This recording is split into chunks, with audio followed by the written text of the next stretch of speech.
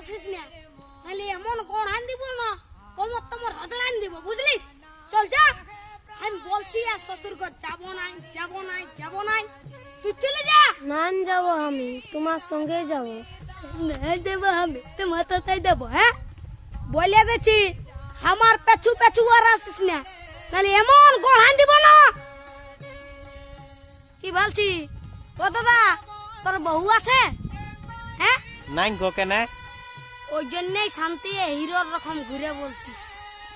আমাকে দেখ, আমার আলোক কিটিয়া পেছনে পেছনে আমার পেছনে পেছনে আসছে, বুঝলি? দেখ তো কোথায় যাবে বউটা? তোর পেছনে পেছনে যাবে নাহলে কি আমার পেছনে আসবে?